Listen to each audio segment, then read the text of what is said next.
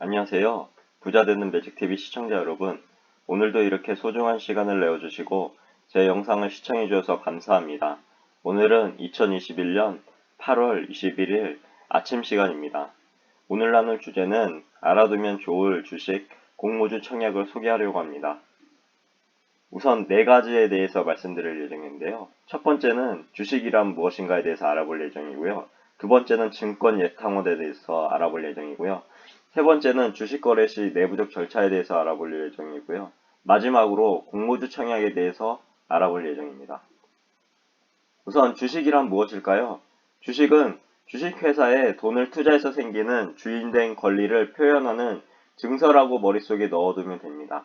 즉 주식을 가지고 있는 사람을 우리는 해당 회사의 주주라고 부릅니다. 그럼 주식회사에 대해서 알아보면요.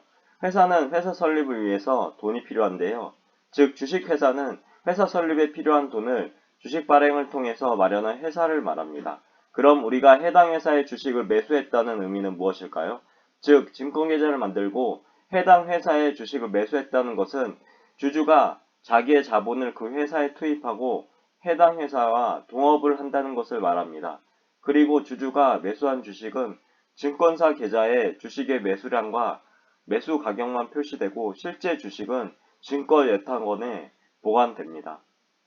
그럼 증권예탁원에 대해서 자세히 알아보겠습니다. 증권예탁원은 국내 유일의 유가증권 중앙집중예탁기관이며 증권거래법에 의해 설립된 특수법인입니다. 그리고 유가증권 집중예탁이란 말이 있는데요. 유가증권 집중예탁은 국내에 유통되는 모든 유가증권을 안전하고 공정하게 관리할 수 있는 곳에 집중예탁하고 유가증권의 유통에 따르는 재반 사무 처리를 유가증권의 이동 없이 편리하고 신속하게 처리하는 것을 말합니다. 그럼 증권예탁원의 역사를 알아볼까요? 1973년에 증권거래법에 도입된 유가증권 대체결제제도에 의해서 1974년 한국증권대체결제 주식회사로 출범하였습니다. 그리고 1994년에 증권예탁원으로 명칭을 변경하였습니다. 그럼 증권예탁원의 주요 업무에 대해서 알아볼까요? 현재 증권예탁원이 수행하는 가장 대표적인 업무는 다음과 같은데요. 하나, 유통시장에서 체결되는 모든 매매 거래의 결제 업무를 수행합니다.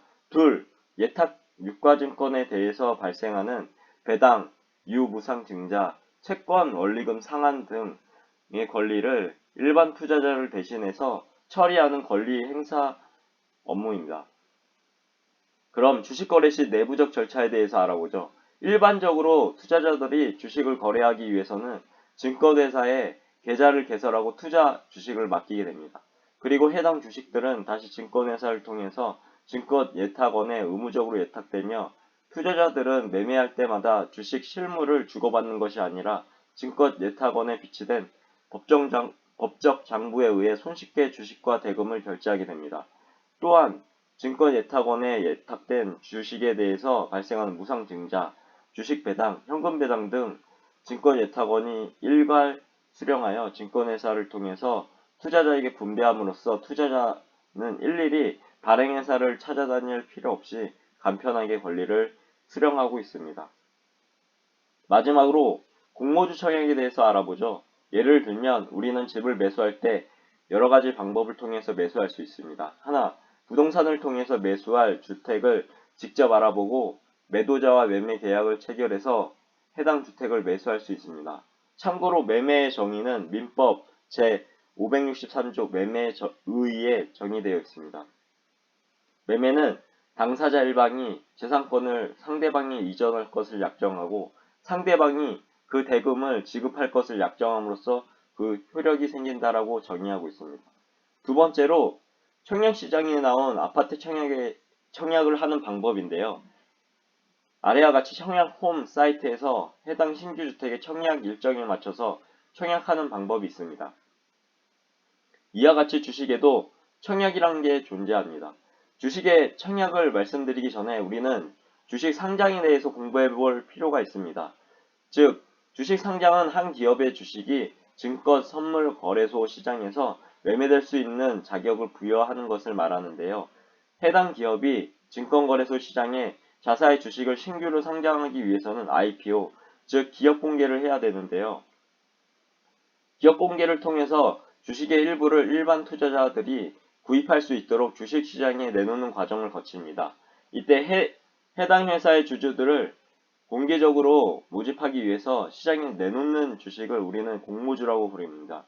그리고 투자자들은 해당 공모주를 구입하기 위해서 공모주 청약을 하게 되는데요. 인기 있는 아파트 청약의 경쟁률이 높은 것처럼요. 인기 있는 회사의 주식의 공모주 청약 경쟁률도 매우 높습니다. 청약 경쟁률이 높다는 의미는 무엇일까요? 즉, 공모주의 매력이 있다는 말이죠. 해당 공모주의 매력은 주식의 할인율에 있습니다. 기업에서 공모주를 시장에 내놓을 때 먼저 상장되거나 등록된 동종업체의 주가에 비해서 20%에서 30% 할인된 가격으로 내놓는 경우가 많기 때문이죠. 물론 그렇지 않은 기업도 있습니다. 얼마 전에 있었던 크래프톤, 롯데렌탈이 그랬는데요. 즉, 공모주도 잘 알아보고 청약을 해야 됩니다. 아무튼 대다수의 기업은 매력적인 가격에 공모주를 시장에 내놓기 때문에 공모주에 청약하려는 투자자에게는 매력적인 투자처가 됩니다. 예전에는 투자 자금이 많아야지만 공모주 청약에 성공할 수 있었는데요. 이제는 균등 배정이 생겨서 단 10주만 청약하더라도 거의 한 주 이상은 배당받을 수 있으니까요. 주식 투자자 입장에서는 꼭 참여해야 할 매력적인 투자처입니다. 저도 SK바이오사이언스, 카카오뱅크, 브레인즈 컴퍼니, 아주스틸 등등 공모주에 참여를 해서 쏠쏠한 수익을 얻었습니다.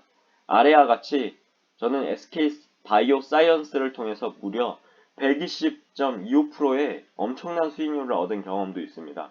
즉, 공모주 청약, 클릭 몇 번을 통해서 얻은 수익이니 정말 땅바닥에 있는 돈을 줍는다라는 말이 맞을 정도로 엄청난 수익을 가져다주는 투자처이기도 합니다.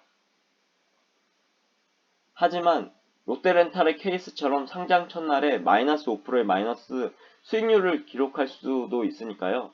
위에서 말씀드린 것처럼 묻지마 공모주 청약을 하시는 게 아니라 공모주도 공부가 필요하고 종목 선정을 잘 하셔서 청약을 신청해야 합니다. 그리고 증시 상장을 목적으로 신규 공모하는 기업들은 까다로운 심사 요건을 통과한 검증된 기업이기 때문에 투자자의 입장에서는 긍정적인 요소로 작용합니다. 보통 공모주 청약 절차는 다음과 같습니다. 청약, 환불, 배당 규칙이 있고 마지막으로 공모 기업 상장의 절차를 거치게 됩니다. 그럼 결론을 정리해 보겠습니다. 이제까지 알아두면 좋을 주식 공모주 청약을 소개합니다에 대해서 알아봤는데요. 주요 내용을 정리해 본다면 다음과 같습니다. 하나, 주식은 주식회사에 돈을 투자해서 생기는 주인된 권리를 표현하는 증서라고 머릿속에 넣어두면 됩니다. 둘, 주주가 매수한 주식은 증권사 계좌에 주식의 매수량 및 매수 가격만 표시되고 실제 주식은 증권 예탁원에 보관합니다. 마지막으로 셋, 공모주의 매력은 주식의 할인율에 있습니다. 오늘도 마지막까지 제 글과 영상을 끝까지 읽어주시고 시청해주셔서 진심으로 감사드리고 제 글과 영상이 조금이라도 여러분 각자의 삶을 살아가시는데 도움이 되셨길 기원합니다. 앞으로도 더욱 좋은 블로그와 유튜브 영상 남기는 제가 되도록 노력하겠습니다. 그리고 제 글을 읽으시면 말이 됩니다. 항상 말에는 반드시 삶을 움직이는 힘이 있습니다. 제가 열심히 정성스럽게 정리한 저만의 지식과 1일 1블로그하는 제 블로그에 담긴 글들을 통해서 여러분들의 삶과 운명을 반드시 조각하시고 움직이시길 기원합니다. 이상입니다. 감사합니다.